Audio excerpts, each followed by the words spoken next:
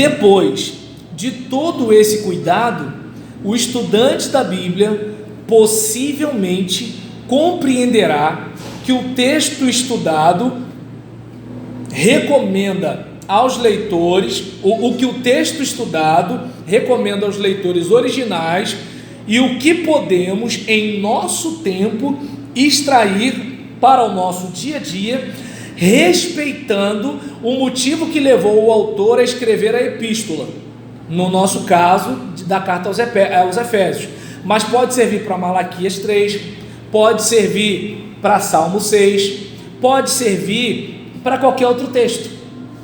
Quando Ezequiel escreve, ele escreve para os seus leitores originais. Ezequiel não escreve pensando no seu Epaminondas e a dona Gomercinda, não escreve, entende? Então o Ezequiel está escrevendo para os seus leitores originais. João está escrevendo para os seus leitores originais. Daí a importância de você tentar entender aquela época, de você tentar entender a geografia da época, de você tentar entender a linguagem da época. E aí é nessa hora que você vai ver Discovery Channel, ver uns programas chatos que ninguém quer ver, tá entendendo? Você vai assistir uma TV Cultura, você vai ter que ver uns negócios assim, né?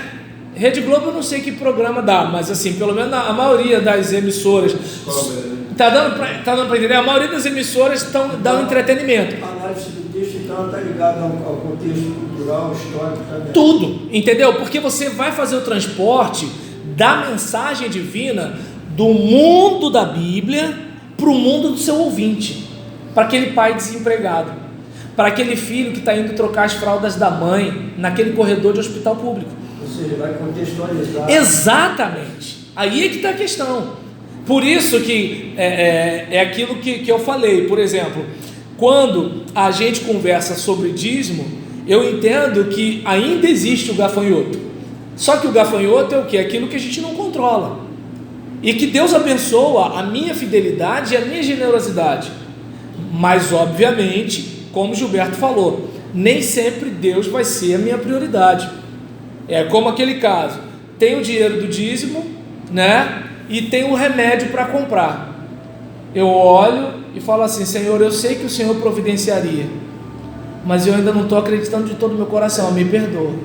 A interpretação relacionada... Entende como é que é o negócio? A interpretação está relacionada não à questão da consciência em relação à fidelidade com Deus, mas a questão da interpretação ligada à literatura, do fato histórico e cultural. Isso, o fato que, por exemplo, você, o que a gente, por exemplo, faz?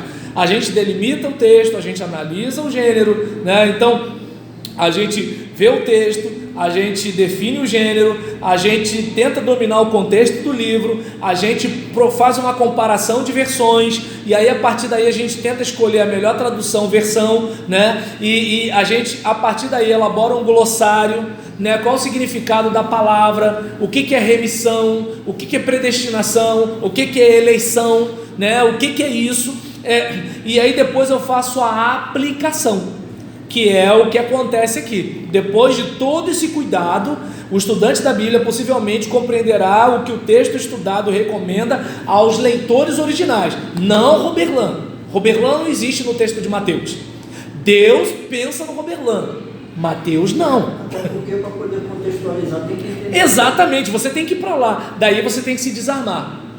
Eu não posso, por exemplo, eu sou pastor batista, a minha denominação começa com escravocratas brancos que vêm da guerra da secessão, em 1871 fundam uma igreja. Não é uma igreja de negros, não é uma igreja dada a questão das expressões das emoções, não é esse tipo de igreja. Então é uma igreja mais contida, todo mundo de terno, gravata, o país é frio, não é quente como o Brasil. E aí vem a torrezinha do lado, né, tal, aquela coisa todinha. Tem a questão a aliança com a maçonaria, que é uma coisa transnacional, já vem de lá de fora para cá. Então tem toda essa situação. Então, para eu chegar lá no Jesus da Palestina, que não tem cabelo loiro, não tem olhos azuis e não tem pele branca, para eu chegar naquele cara, eu tenho que ir descascando as tintas culturais que o evangelho teve. Por quê? Está lá o Jesus da Palestina, mas aí esse Jesus da Palestina, ele é revestido por uma camada de Constantino, da igreja imperial, da igreja cismática, aí depois, deixa eu ver, vem o cisma, aí depois da igreja da reforma, tem a reforma magisterial, né, com Lutero, Calvino, Zwinglio, tem a reforma radical com os anabatistas, inclusive os separatistas ingleses, de quem nós, né, somos herdeiros. E aí, por exemplo, olha quanta coisa de cultura a gente vai colocando. E aí nessa brincadeira, Paulo está lá, eu mando isso, eu mando aquilo, vocês me obedeceram, não sei o que, não sei o que lá. Aí a gente, como é influenciado pelo liberalismo inglês da Inglaterra do século XVIII, não, 17, isso, Henrique VIII, século 17, obrigado. E aí nesse caso, como a gente está influenciado pelo liberalismo inglês, a gente tem aquela ideia de quê? Da liberdade individual, do indivíduo, da democracia, tanto que nem o nosso presidente queria ser uma rainha da Inglaterra, né? Ou seja, antes a monarquia mandava e desmandava, agora a monarquia já não faz mais isso. Então, olha só, nós somos herdeiros de todo esse movimento. A democracia congregacional, a gente tem uma herança dos puritanos, uma herança dos separatistas e assim por diante. Aí, além disso, a gente vem para um Brasil católico colonial. Olha quanta coisa, um Brasil católico colonial que só vê demônio em divindades negras. A gente não vê demônios em divindades germânicas, gregas. Nós somos miscigenados culturais. Isso, só que a gente não respeita a nossa cultura. Por exemplo, aqui o índio era pouca roupa, o negro dado a dança, deu para entender? E o branco português é superstição. E aí o que acontece? Você tem todos esses elementos aí, por isso que a igreja neopentecostal e a Umbanda tem muito mais terreno no Brasil do que o candomblé, o voodoo e as igrejas ai meu Deus do céu, protestantes de missão. Por quê? Porque tanto o candomblé quanto a Umbanda, eles são misturas. Perdão, o candomblé e a Umbanda não. Tanto a igreja, espero que vocês entendam, quando eu estou falando da igreja neopentecostal e a Umbanda, eu não estou dizendo que são a mesma coisa, eu estou dizendo que assim, são resultado do contato com a matriz religiosa brasileira. Entenderam, né? Não estou aqui falando mal de igreja neopentecostal não, pelo amor de Deus. O que eu estou dizendo é que é o seguinte, essas igrejas nascem aqui. Então o povo chora, tem o pastor como se fosse aquele cara, né, que ele briga com o diabo por mim e tal, ele acontece, não sei o que lá. Ou seja, enquanto na igreja neopentecostal tem temor demais, na igreja tradicional praticamente não tem quase nem reverência, né, nem deferência, digamos assim.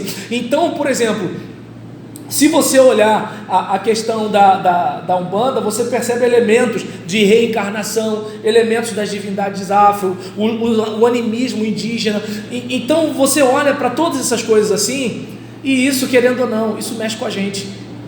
A gente não percebe, né? Aí eu lembro de uma música do Biquíni Cavadão, agora eu não lembro o título da música, perdão pelo nome da banda, né? Mariana, que é nova, não deve estar entendendo nada, mas assim, porque o nome da banda é um nome feio, né? Pra gente que é crente, né? Piedoso, né? Castro.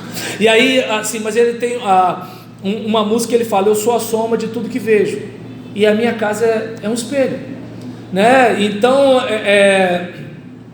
por exemplo, eu trago tudo de fora: violência, dúvida, dinheiro, fé, né? E aquela ideia de que assim, eu, né, vivo aqui e eu sou influenciado por isso aqui.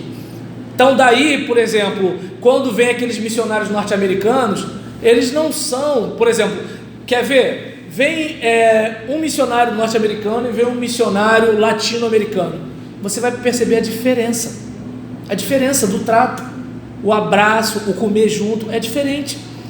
E você vai ver que é o seguinte, o norte-americano, ele vai ficar feliz, animado com o jeito da gente, aquela coisa todinha, mas você vê que ele fica meio desajeitado, né? Até mesmo no nosso ritmo e tal. O latino não. O latino, se bobear, fica até mais saído que a gente, né? O cara tá orando, sei lá, você sente um negócio assim. Por quê? Porque ele transmite isso que é daqui, dessa linha para cá. O que é da linha para lá é outra situação. E foi de lá que veio a Igreja Batista. Então eu não sei se dá para perceber que assim, a gente tem que ter tudo isso em mente. Por quê? Porque a gente não lê a Bíblia sem cultura. A gente não interpreta a Bíblia sem cultura. E aí tem gente que faz afirmações, sabe, que para mim são ingênuas. Ela acha que ela está sendo um cristão puro, direto, neotestamentário, quando ela é influenciada por vários elementos da religiosidade cristã, judaica, né, das outras, e quando ela é influenciada pela cultura latino-americana, norte-americana, quando ela é influenciada, né, pela religiosidade afro-indígena, caucasiana, quando ela é influenciada por uma série de situações, além daquele Jesus de Nazaré que andava nas terras da Galiléia, e ela acha que ela recebe assim, ó. Aí você fala assim, tá, mas se você está sendo tão neotestamentário, o que tem a ver o terno com o Jesus de lá? O que tem a ver, né, o órgão com Jesus de lá? O que tem a ver algumas coisas que a gente faz com Jesus de lá? Não dá para perceber que a gente está herdando cultura? A gente está herdando cultura. O missionário, ele não trouxe só Jesus, ele trouxe uma bagagem. E qual é o problema? A gente pegou a bagagem e acha que a bagagem toda é o evangelho. Não. O evangelho veio na bagagem, mas não é a bagagem toda que é o evangelho. E a gente vai tentando desconstruir com o passar do tempo coisas que, por exemplo, a gente faz quando vai ser missionário em outro lugar. Já viu o missionário daqui quando vai para a África? Ele bota aquele chapeuzinho que eu não sei o nome, ele bota aquelas roupas, ele dança aquelas danças que, por exemplo, a gente aqui parece macumba. Deu para entender? Tá entendendo? Só que assim, ele lá está respeitando a cultura de lá. E o que aconteceu com a gente? Por que a gente fala que parece macumba? Porque o cristão aqui fez isso. Então a gente demoniza a espiritualidade afro, mas não demoniza a espiritualidade germânica. Thor é um super-herói e está na festa das nossas crianças com a maior tranquilidade, né? Então eu não sei se dá para perceber, né? Nossas crianças assistem Hércules, Zeus, brincam com a maior tranquilidade, né? A gente não tem dificuldade com Afrodite, com Júpiter, com nada disso. Mas agora bota o Super Xangô no cinema para ver. Deu para entender? Então é importante a gente perceber esses elementos para a gente não achar que a gente está sendo 100% bíblico. A gente tem que ser humilde e perceber que se a gente quer ser 100% bíblico, a gente tem que suar um pouco mais a camisa. A gente vai ter que estudar um pouco mais, e eu não sou a pessoa que pode ajudar vocês nisso, porque, como eu disse, eu sou um teólogo nível soft. Eu só sei que não sei. Eu ainda não sei o que eu preciso saber, mas eu estou melhor do que aquele que não sabe que não sabe. Eu estou melhor, graças a Deus.